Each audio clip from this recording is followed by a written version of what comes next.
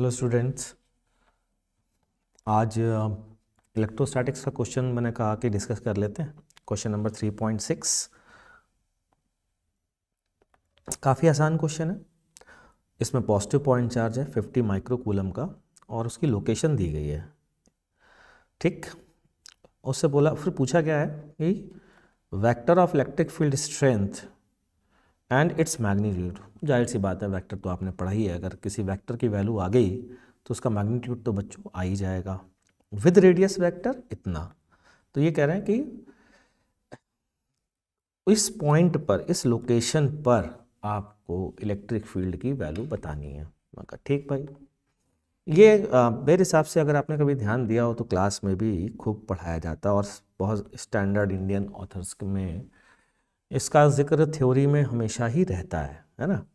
चलिए फिर भी देख लेते हैं। तो बच्चों, ये है एक्स वाई, ये है आर नॉट, ठीक, और यहाँ कहीं है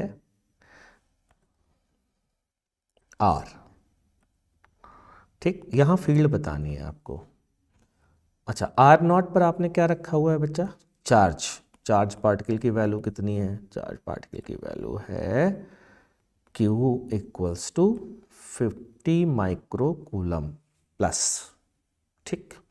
अच्छा, तो यहाँ पर मैं आर पोजीशन वेक्टर पर अगर फील्ड बोलूँ तो उसका डायरेक्शन यही होगा। तो एक काम कर सकते हैं, मैं इस पॉइंट, इसको मैं लिख देता हूँ पॉइंट ए।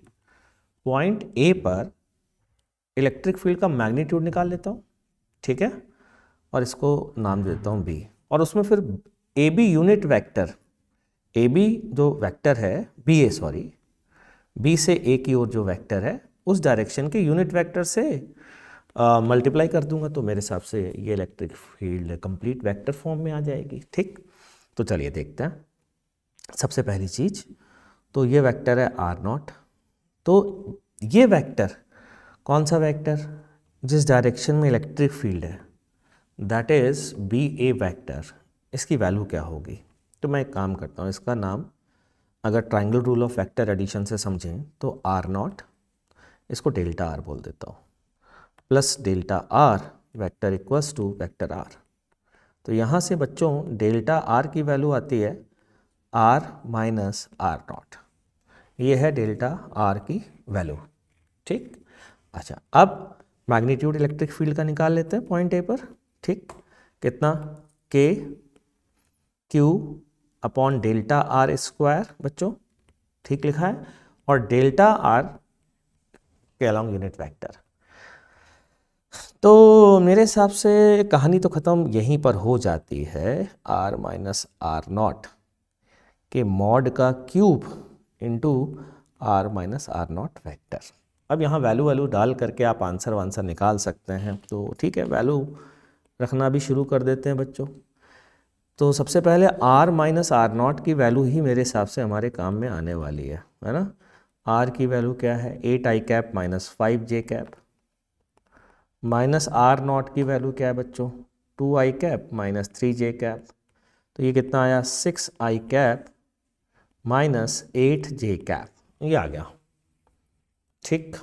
अब अगर ये आया है तो इसका मॉड बच्चों कितना है? इसका मॉड अगर ध्यान से देखें तो ये 10 आ रहा है, 30 प्लस 36 प्लस 64 का रूट, ठीक है, 10 आ रहा है ना।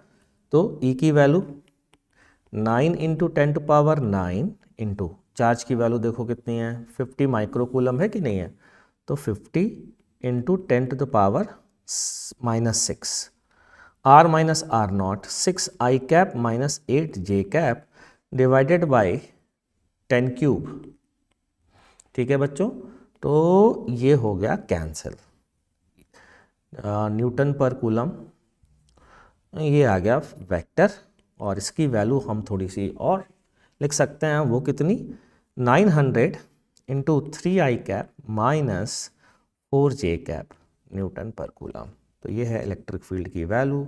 मैग्नीट्यूड पहले ही आप बता सकते हैं अगर वेक्टर की वैल्यू आ चुकी है। तो उम्मीद करता हूँ आसान क्वेश्चन लगा होगा आपको। तो मिलते हैं नेक्स्ट वीडियो में अगले क्वेश्चन के सॉल्यूशन के साथ। तब तक के लिए टाटा बाय बाय।